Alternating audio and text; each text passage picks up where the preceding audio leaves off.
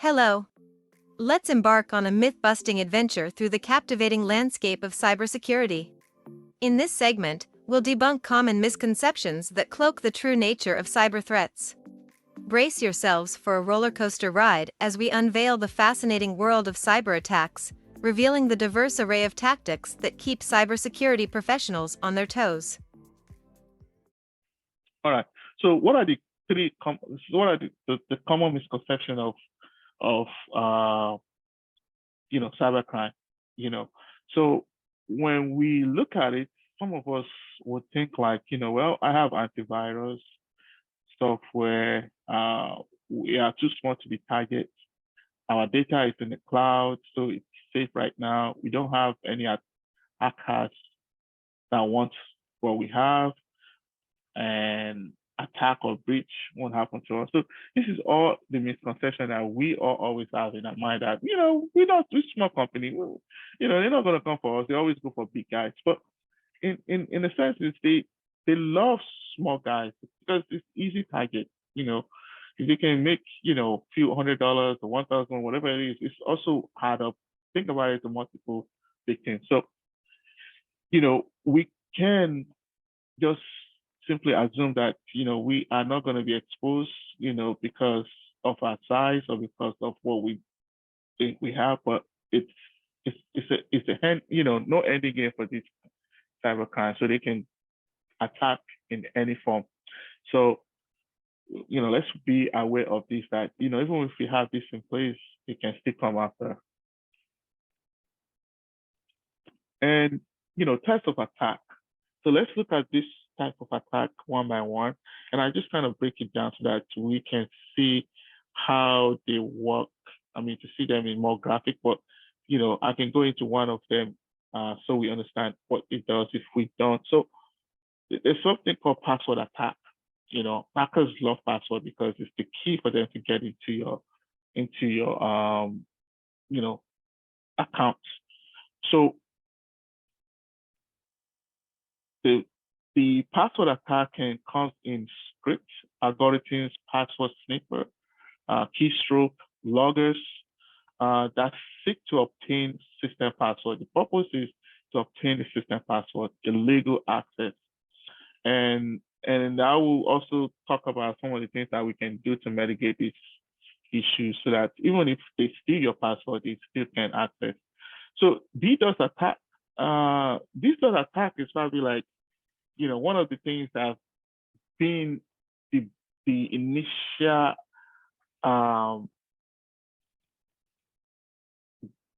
process of cybercrime. They wanted to take the network out of they wanted to disrupt the network. They use all kind of launch to distribute denial of service attack that will overwhelm the resources on the network. That is the launch. Sometimes they use it to make a statement. They use it to disrupt the business because they wanted to take the business out for some reason. It could be political gain. It could be financial gain. So there's something also called, so these are called direct attack. Meaning like they will launch it directly into you, and then you will see the effect. Some are sneak attacks, meaning like they go behind the scene, unattended, that you won't even see. One of them is called Trojan horses. This has existed way more than decades. So it's like imposter malware or code disguise to appear legitimate to gain backdoor system access. So they can be inflicted through some code injection, through some kind of virus has been implemented in something that you download, and then you're just going to install it like a normal software, but it's actually a Trojan horse, and the job is to cause damages, steal some information from the victim.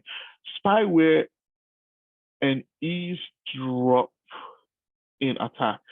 So this is malicious software that infiltrates devices to gather information. Some of these things you don't see because they go through the back door. Some of them are done underground on the background, and you won't even see it. And the attempt is to steal data transmitted across unsecure networks. So they wanted to see, like, once they get the vulnerability, they'll be able to take those data, and then they can use it as they fit. Phishing is the common attack that happens to this day and age because there's a money involved, and it's a way of luring people. It's so when you look at fishing, like you throw the bait into the water, you wish you catch a fish. That's exactly what the concept is. So the attempt is to trick user into sharing sensitive info by posing as a trusted entity. And I'm going to show you something, sample of email that looks like phishing that you can see. So you can see all these emails and links that says click on this link and win, 100,000, whatever it is. So those are called phishing. They lure you in and then they get your information. Ransomware happens in a very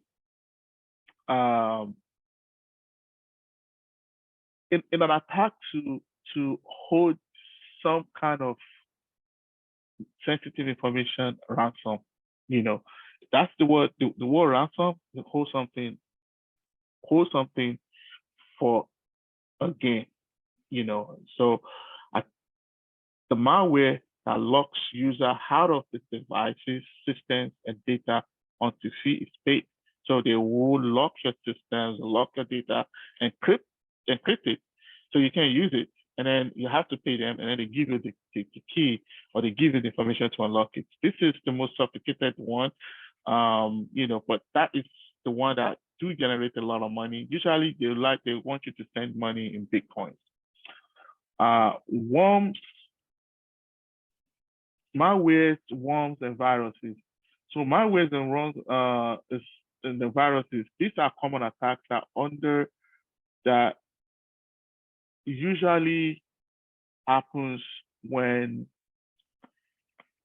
a malicious software meant to damage or steal data from devices or network is similar to Trojan horses, but this is more like, new way of, introducing malware in different kinds. They come in different kinds, the deceitful manners, somewhere you go and you click on a link, somewhere you go and you download things, you download software, you're thinking it's legit, it could be a malware. All right, so